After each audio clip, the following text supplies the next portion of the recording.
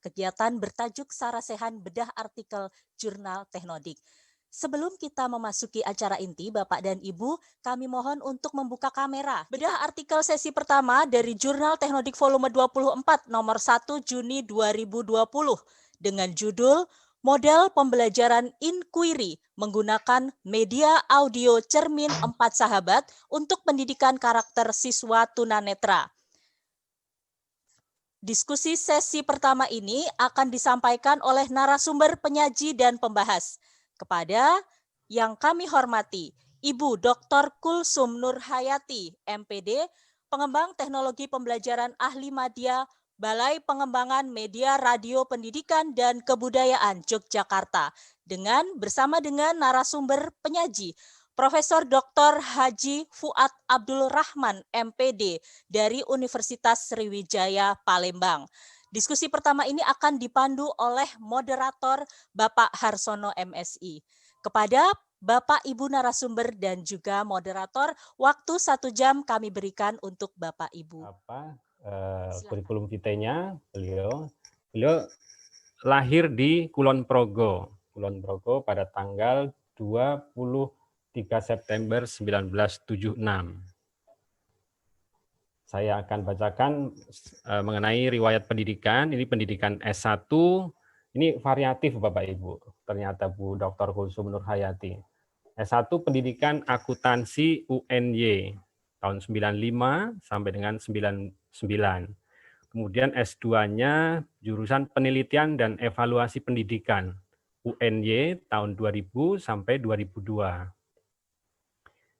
Kemudian S2-nya mengambil jurusan lain juga, yaitu jurusan psikologi Universitas Ahmad Dahlan di tahun 2013 sampai dengan 2015.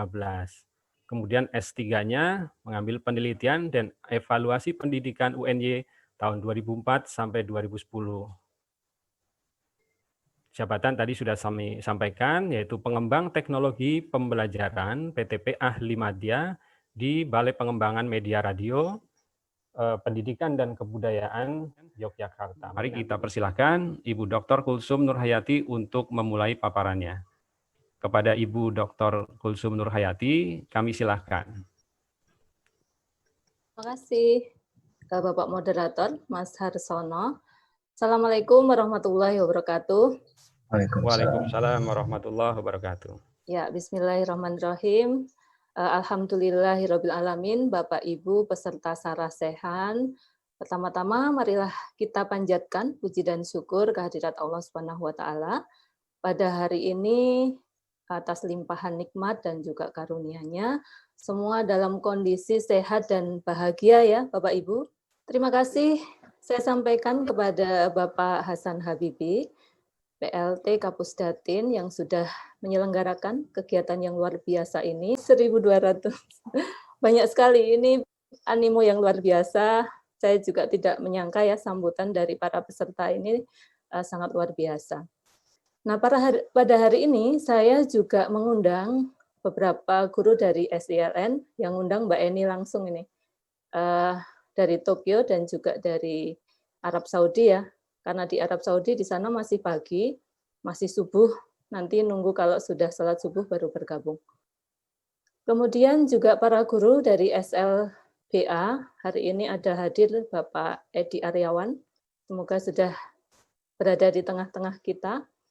Beliau adalah guru yang juga penyandang tunanetra, yang sudah memberikan inspirasi ya pada saya dengan semangat pantang menyerahnya. Nah, para guru dari SLBA ini sudah memanfaatkan media audio yang kami kembangkan dari BPM RPK. Terima kasih atas kehadirannya Bapak Ibu guru dari SLBA. Kehadiran Bapak Ibu pada hari ini merupakan support tersendiri ya bagi saya. Semoga sharing yang akan saya sampaikan hari ini dapat meningkatkan partisipasi ya bagi para pendidik atau guru dan juga PTP untuk menulis artikel di jurnal Teknodik, menulis sebuah artikel. Nah, kali ini yang akan kita bahas pada Sarasehan kali ini adalah menulis artikel jurnal. Sedikit perkenalan yang sudah disampaikan tadi. Tugas saya sehari-hari adalah pengembang teknologi pembelajaran ahli media dari BPM RPK Kemendikbud. Apa yang saya tulis dalam jurnal ini adalah pekerjaan saya ya, tugas saya sebagai seorang PTP, yaitu mengembangkan berbagai model pembelajaran. Nah, ini beberapa model yang saya kembangkan pada saat BDR ini ya, di antaranya adalah model Parent Assist Autonomous Learning Model. Ini juga saya tulis di jurnal Borneo, yang insya Allah akan segera terbit. Kemudian yang sedang saya kembangkan saat ini adalah model Problem Based Learning Blended. Jadi PBL tapi dikemas secara blended untuk pembelajaran dari rumah. Ini yang sedang proses pengembangan pada saat ini. Nah, pengalaman menulis ya Bapak Ibu, saya menulis di jurnal Teknodik, kemudian jurnal Borneo, jurnal pendidikan di LPMPDIY, dan juga di Pena Belajar Kemendikbud ya, dan beberapa media yang lain. Pada saat COVID-19 ini, pada masa pandemi ini, saya bersama Ibu Roro Martiningsih yang juga pembicara hari ini, mendapatkan sebuah berkah sebagai seorang change maker in education, mendapatkan istilah seperti itu dari Microsoft, yaitu Microsoft Innovative Educator Expert tahun 2020-2021. Ini saya peroleh setelah saya memberikan pelatihan ya kepada para guru sekolah Indonesia di luar negeri untuk memanfaatkan teknologi untuk pembelajaran jarak jauh dalam menghadapi kondisi COVID-19 ini. Nah, nanti kalau Pak Gogo tadi memberikan kesempatan untuk menulis ya, edisi khusus mungkin ini bisa saya tulis ya, bisa ikut serta dalam edisi khusus tersebut. Kemudian pada kesempatan itu saya bersama beberapa kepala sekolah di SELN mendirikan sebuah komunitas dengan nama Cloud Learning Community para guru SELN. Kemudian rumah saya di Banguntapan, Bantul, Bapak Ibu, ini tidak jauh dari kantor saya di BPM RPK Kemendikbud. Nah, sekarang sebelum saya mulai pembahasan, saya ingin minta bantuan Mas Moderator untuk melihat ya jawaban para peserta hari ini. Apakah Bapak Ibu para peserta Sarasehan pernah menulis artikel jurnal? Silahkan ditulis di chat.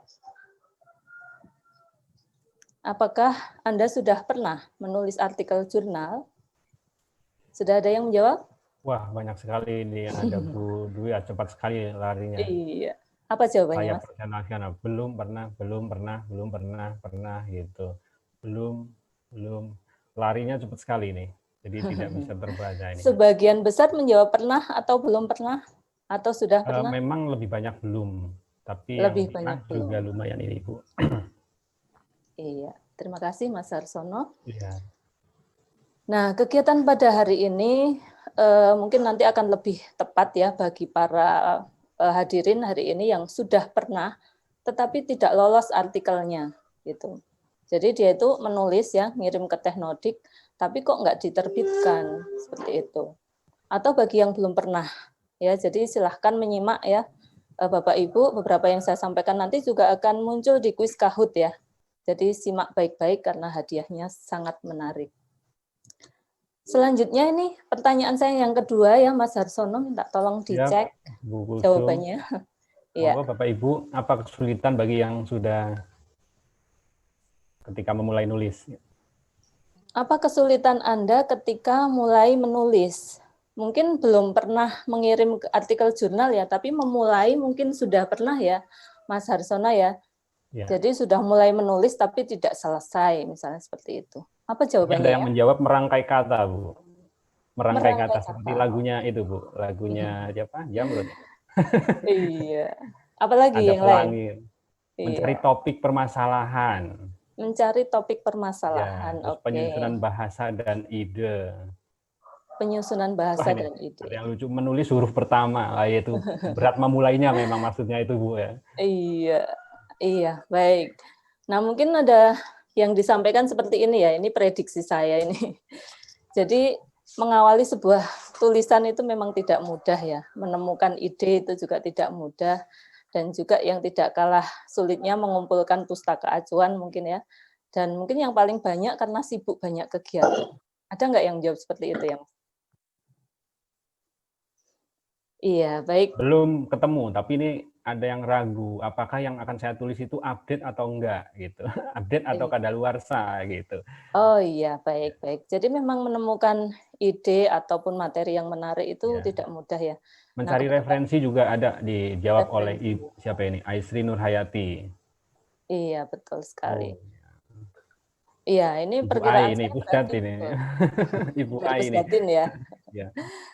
Iya, baik. Nah, hari ini kita akan membahas beberapa hal terkait dengan ini. Semoga ini menjadi pencerahan ya buat kita semua. Bapak Ibu, ini adalah tulisan saya ya, model pembelajaran inquiry menggunakan media audio Cermin 4 Sahabat untuk pendidikan karakter siswa tunanetra. Cermin 4 Sahabat ini sebuah cerita tentang 4 sahabat Dikbud, yaitu Nisa yang berasal dari Padang, ada Wayan dari Bali, ada Marta dari Papua, dan juga Chandra dari Jakarta yang merupakan etnis Tionghoa. Di mana ceritanya ini bermuatan pendidikan karakter ya, dengan sasaran peserta didik jenjang SLB yang dapat dimanfaatkan dalam pembelajaran menggunakan model pembelajaran inquiry. Nah, ini saya ingin memutar sedikit ya, Cermin 4 Sahabat, kira-kira 1 menit ya, Mas Harsono, kita simak bersama. Ya, siap, Bu Husum.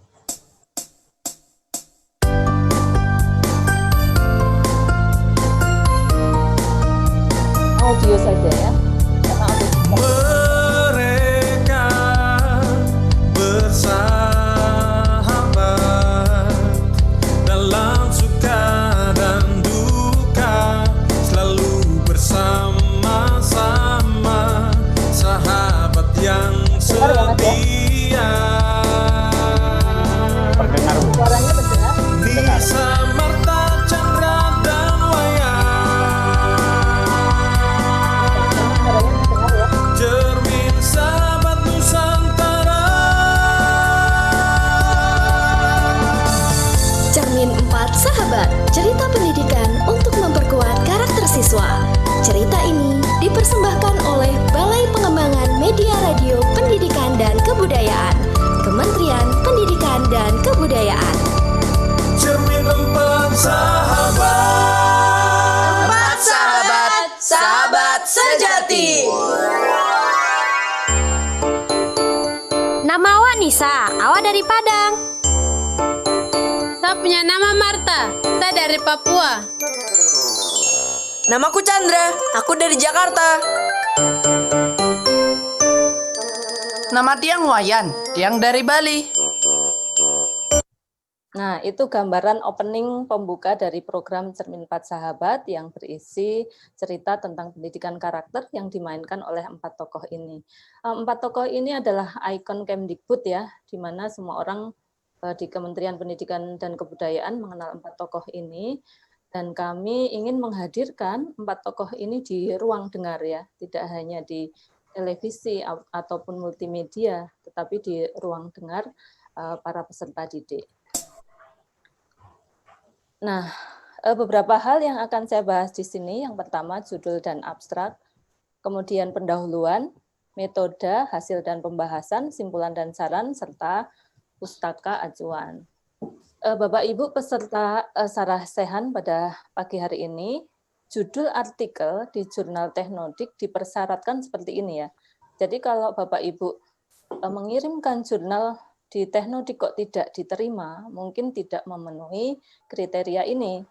Ya, judul artikelnya harus hasil pengembangan dan pendayagunaan teknologi informasi dan komunikasi pendidikan dan kebudayaan meliputi media, model, aplikasi, inovasi, kajian, dan evaluasi teknologi pembelajaran.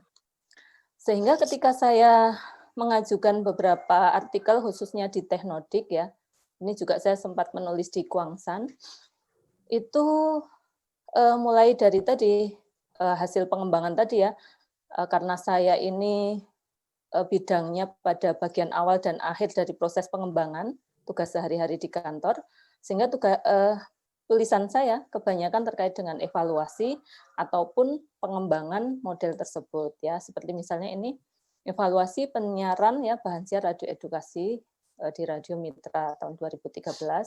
Kemudian evaluasi pemanfaatan media audio Gelaria. Ini berarti media ini sudah selesai dikembangkan. Kemudian saya melihat dari pemanfaatannya ya, kemudian dievaluasi. Kemudian ada pengembangan model virtual braille, ini sebuah aplikasi Android menggunakan virtual braille. Kemudian model pembelajaran inquiry menggunakan media audio Cermin 4 Sahabat. Ini juga masih pada tahap perancangan pada waktu saya menulis. Kalau saat ini tentu saja model itu sudah jadi. Nah ini Bapak Ibu, tahun 2016 saya menulis evaluasi pemanfaatan media audio Gelaria tadi ya.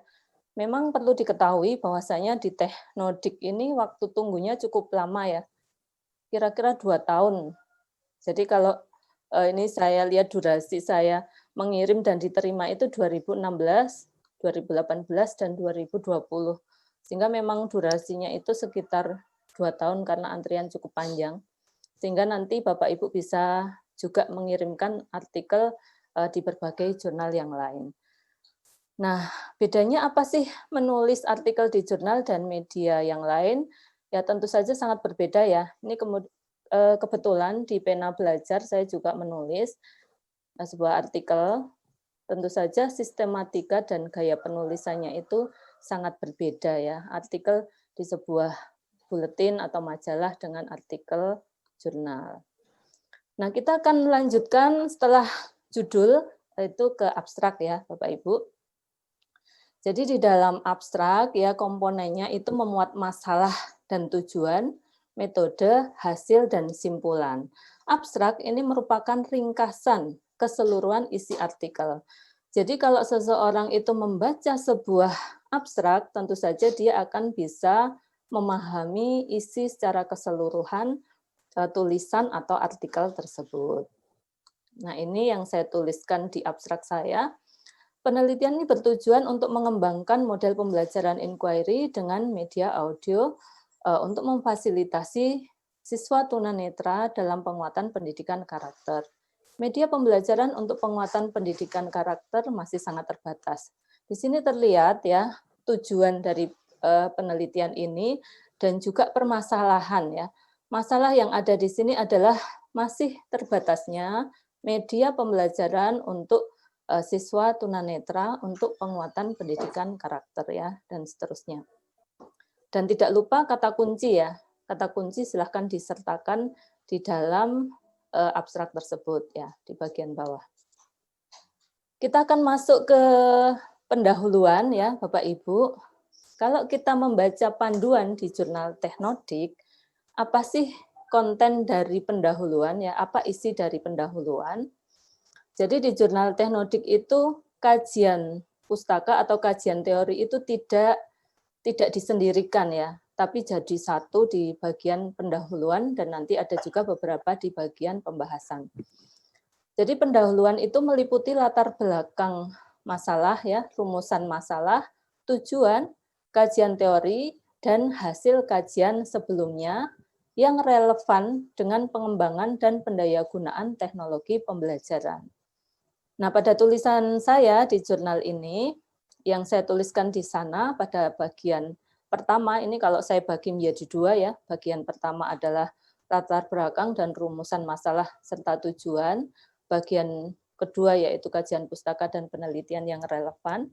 Di sana saya tuliskan pentingnya pendidikan karakter dan juga bagaimana mengintegrasikan penguatan pendidikan karakter dalam pembelajaran. Kemudian PPK untuk siswa tunanetra ini masih terbatas ya, pembelajaran media yang cocok untuk siswa tunanetra ini juga masih sangat terbatas sekali. Kemudian kenapa menghadirkan 4 sahabat Dikbud? Sebenarnya kalau saya menceritakan dulu diskusi awalnya itu saya tidak akan mengambil 4 sahabat Dikbud ini. Tadinya saya akan mengambil wayang ya, tokoh punakawan. Tapi berdasar hasil diskusi akhirnya diputuskan karakter yang diambil yang lebih kekinian adalah karakter tokoh 4 sahabat Dikbud ini. Kemudian saya perkuat di sana pada kajian pustaka yaitu teori tentang penguatan pendidikan karakter, integrasi PPK dalam pembelajaran, dan juga pemanfaatan media audio untuk pembelajaran bagi siswa tunanetra. Nah, tadi yang dibacakan oleh Mas Harsono tadi ya, ada permasalahan terkait penyusunan kajian pustaka. Nah, mungkin ini sedikit tips yang bisa dilakukan ya oleh teman-teman semua. Untuk menyusun kajian pustaka ini memang salah satu hal yang cukup berat ya.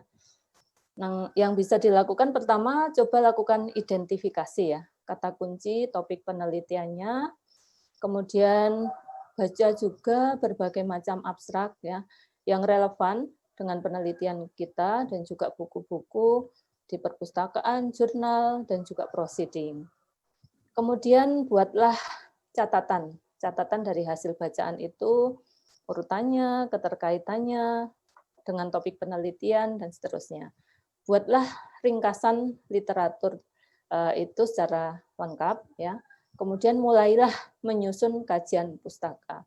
Memang ada baiknya kita ini punya bank teori ya, teman-teman. Jadi sebagai PTP khususnya itu kan harus paham berbagai model ataupun media pembelajaran, dikumpulkan buku-buku itu menjadi sebuah bank teori yang suatu saat kita perlukan, itu kita tinggal membuka saja. Kira-kira seperti itu ya untuk menyusun kajian pustaka. Kemudian di bagian metode, ini kalau kita membaca di panduan jurnal Teknodik, isi dari bagian metode ini adalah tata cara, teknik pengumpulan data, tempat dan waktu, serta proses pengolahan dan analisis data. Nah, pada tulisan saya di jurnal Teknodik, ini saya sampaikan di sana, penelitian ini menggunakan penelitian pengembangan, di mana pengembangannya menggunakan model ADI. Nah, di sana saya tuliskan bahwasanya pada saat menulis ini sedang pada proses analisis dan desain. Mohon izin Bu Kulsum, mohon maaf menginterupsi. Sudah berjalan 15 menit lebih, jadi mungkin masih ada sekitar waktu 12 menit lagi. Mungkin nanti bisa diperhitungkan supaya masuk langsung kepada materi juga nanti ya Bu ya. Mohon maaf. Iya, siap-siap. Jadi mungkin kalau ini sambil kita buka interaksi setelah paparan dari Bu Kulsum. Monggo dilanjut Bu. Terima kasih Mas Harsono, ini sudah separuh lebih kok yang saya sampaikan. Ya. Ya, jadi pada bagian metode seperti ini ya, teknik, tata cara, teknik pengumpulan data, tempat waktu, serta proses pengolahan dan analisis data. Ini ada di dalam tulisan saya, nanti bisa dicek. Kemudian pada hasil dan pembahasan yang saya uraikan di sana adalah konsep pendidikan karakter, kemudian model pembelajaran inquiry, karena nanti ini yang akan digunakan dalam pemanfaatan media audio Cermin 4 Sahabat ini. Kemudian di sana saya tuangkan juga rancangan modelnya dan juga sintaks model pembelajaran inquiry yang akan dilaksanakan oleh para guru ketika memanfaatkan model ini di dalam pembelajaran. Kemudian bagian simpulan saran, simpulan ini merupakan sintesa kesesuaian antara masalah, tujuan, dan hasil. Penulisan simpulan tidak menggunakan pointer dan penomoran, tapi menggunakan alinea. Saran merupakan tindak lanjut atau implementasi dari simpulan. Nah, ini adalah petunjuk yang ada di dalam jurnal Teknodik. Jadi silakan nanti ketika menyusun sebuah kesimpulan ini bisa memperhatikan pedoman ini ya, Bapak Ibu. Nah, di dalam daftar pustaka, sesuai pedoman di jurnal Teknodik, pustaka acuan sebaiknya terbitan 10 tahun terakhir. Untuk acuan dari internet menggunakan website resmi. Nah, daftar pustaka saya ini ada buku, ada jurnal, dan lain-lain. Ini ada peraturan pemerintah ya, masuk pada kategori lain-lain. Nanti bisa dicek di jurnal saya. Nah, apa sih tips ya agar artikel ini lolos diterbitkan?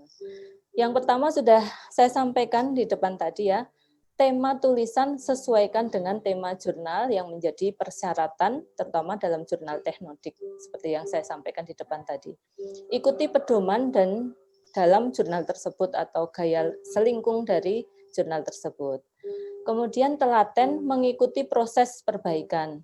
Nah ini ya Mas Harsono dan teman-teman semua, biasanya pada bagian ketiga ini yang satu persatu gugur di tengah jalan karena tidak telaten gitu ya, tidak bisa mengikuti apa yang sudah diberikan masukan oleh para reviewer.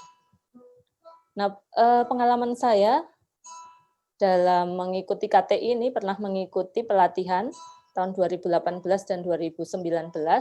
Jadi silakan nanti teman-teman kalau Jurnal Teknodik mengadakan pelatihan, ikuti saja karena melalui pelatihan ini akan sangat bermanfaat untuk kita menyusun draft sebuah artikel, mengikuti proses pembimbingan, proses review, dan kalau sudah layak untuk diterbitkan, akan mengikuti persiapan penerbitan.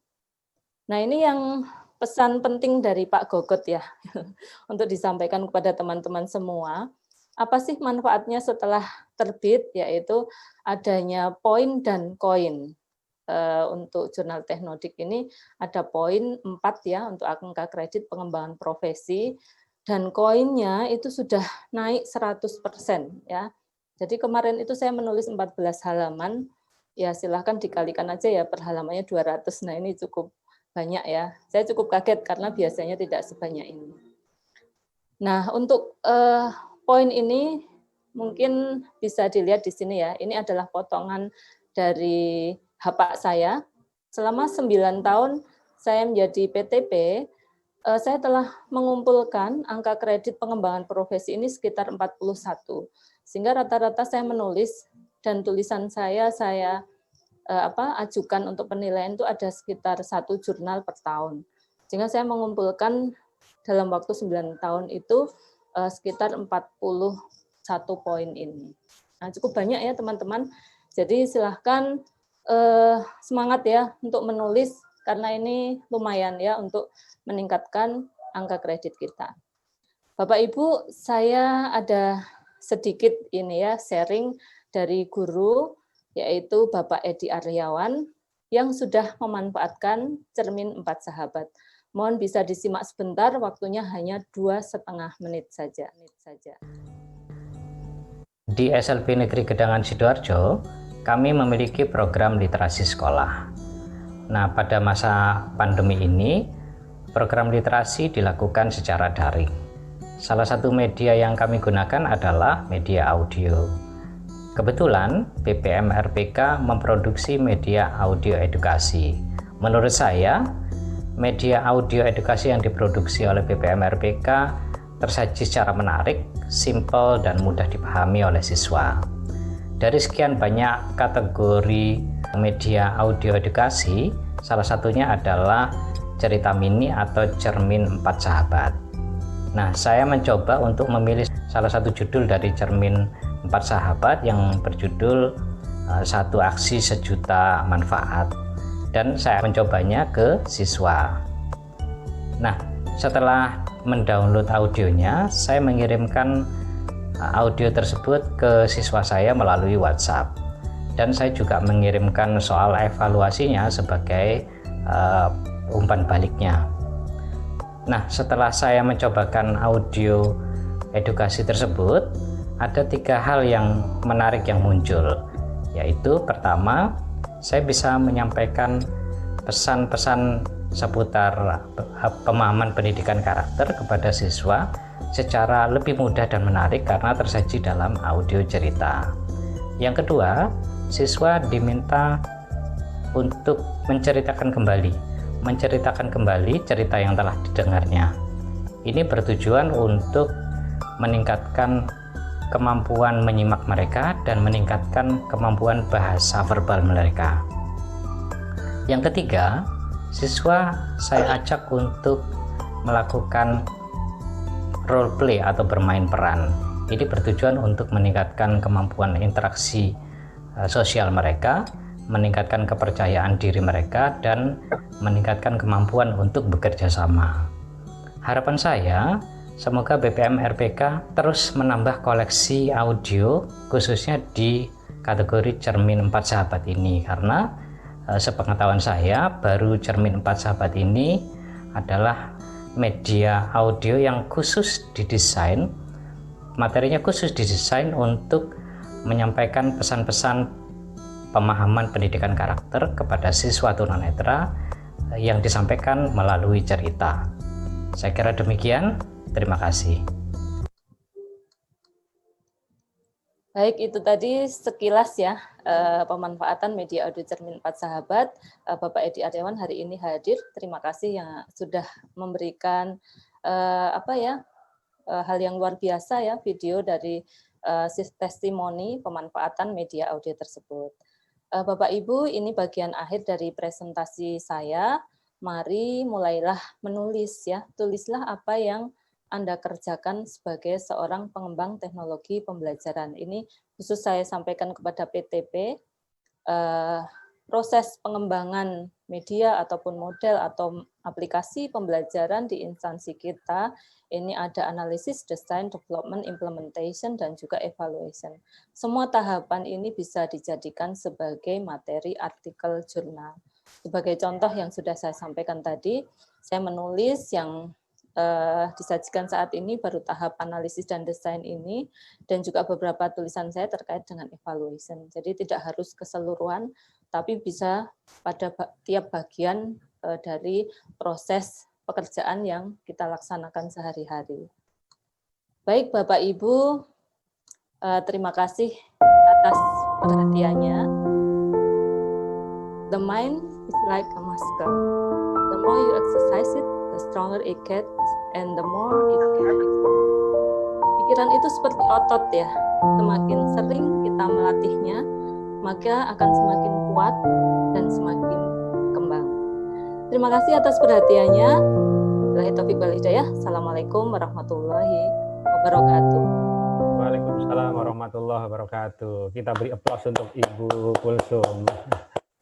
Terima kasih sekali Ibu Kulsum atas paparannya, Bapak Ibu sekalian. Sekali lagi Bapak Ibu, kita beri aplaus untuk Ibu Dr. Kulsum Nurhayati MPD dan juga Profesor Haji Fuad Abdurrahman MPD. Kita beri aplaus sekali lagi Bapak Ibu. Ya, terima kasih. Demikian.